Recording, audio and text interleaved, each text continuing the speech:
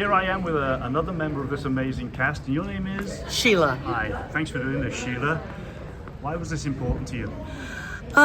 It was important to me to meet with other seniors and just try to have some fun doing theater. It's something that I have done my whole life in some ways. So you're no newcomer to this. No, I'm not. No.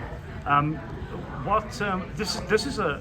I mean, it's one thing to do a play. It's another thing to go through the process of actually creating a play. Tell me about that experience. Well, as really, it was great the way we got to first of all share stories of other people we might know, talking about senior issues.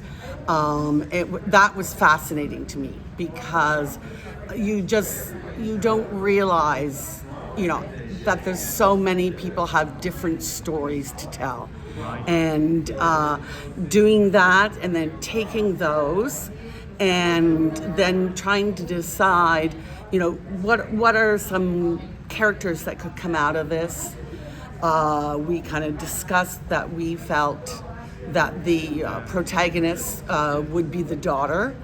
And just that tension between realizing your parents are aging and trying to accept that, because we did talk about how some of us, when our parents were aging, how all of a sudden you're taking care of them rather than they are taking care of you. So we started developing kind of a plot line. And then that was at the point, once we kind of had a plot line, that Laurel took that away and then wrote the dialogue. It's amazing. And given the authenticity and the poignancies of the topics that you explore, it must have been a bit of an emotional journey. There were times that I personally,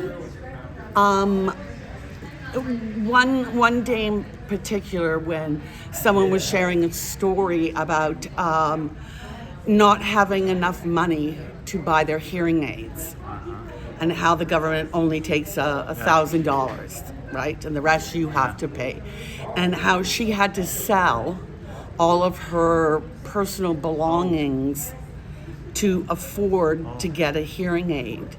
And a lot of these personal belongings she didn't want to sell, but she had to. And I remember that day coming away and thinking, oh my God, like this is her sharing that with us, and how awful that must have been. Oh my goodness me. And it opened my eyes to just kind of the system and how it really doesn't support a lot of people. Which leads you to the title of the play, A Circle of Care, is it? Yes. Circle of Care. Or Cycle of Care. What's your biggest takeaway from this process?